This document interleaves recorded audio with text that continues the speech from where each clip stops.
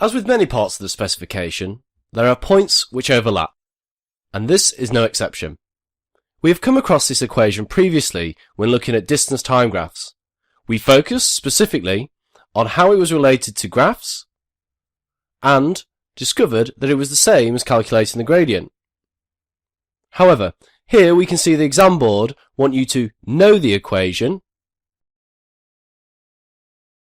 This means you must learn the equation. And they also want you to be able to use the equation. Using an equation means you can rearrange the formula, substitute in the correct values, make a final calculation, and also state the units with the final calculation. So let's address these points one at a time. We'll start with rearranging. We'll look at two methods for rearranging, and the first method is the much loved triangle method. First, you must learn the triangle as shown above. The vertical lines represent times, or multiply, and the horizontal lines represent divide. To find a particular quantity, you cover up that quantity on the triangle and see which equation you're left with. For example, if I had a speed of 10 meters per second and a time of 15 seconds, and I wanted to find out the distance, I would cover the distance on the triangle. This gives the equation distance equals speed times time. So, substituting in the numbers, I get distance equals 10 times 15, which equals 150 meters.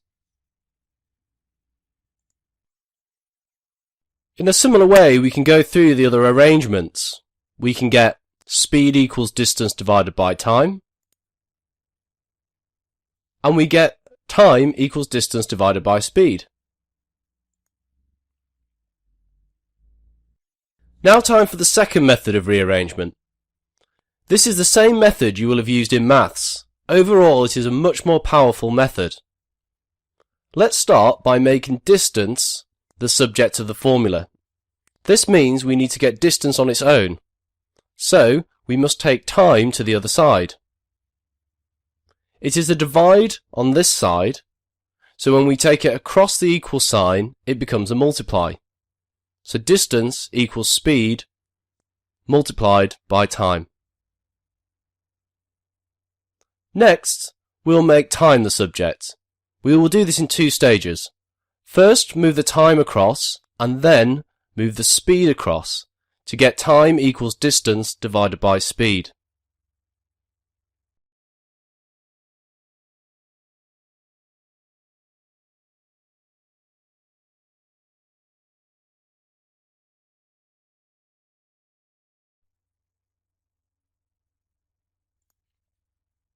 Once we have the formula in the correct arrangement, we need to use it. This means we need to convert the units where appropriate, substitute the values into the equation, complete the calculation, and state the answer. In this example, we have a distance of 5 kilometers and a speed of 100 meters per second, and we need to calculate the time in seconds. So first, we rearrange the formula to make time the subject.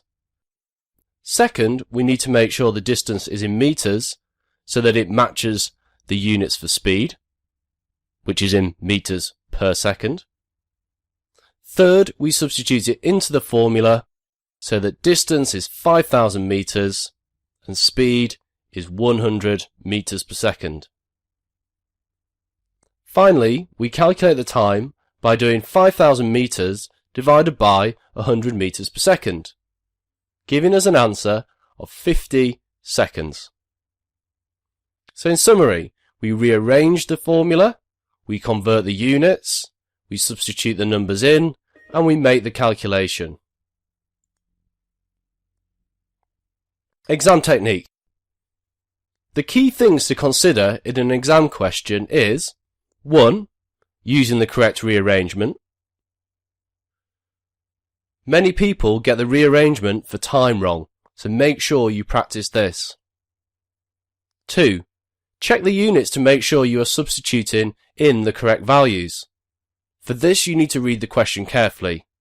Also look at the answer space, as it might already have stated the units. 3. Finally, show all of your working so you can get all the marks even if you mess up the final calculation. In the next video we will look at an example exam question, but first let's recap. The specification asks you to know and use the equation. To know the equation, you must learn the equation. To use the equation means you must be able to rearrange, convert the units, substitute in the correct values, and make the final calculation. That's it for this video. Now move on to the next video for an example exam question.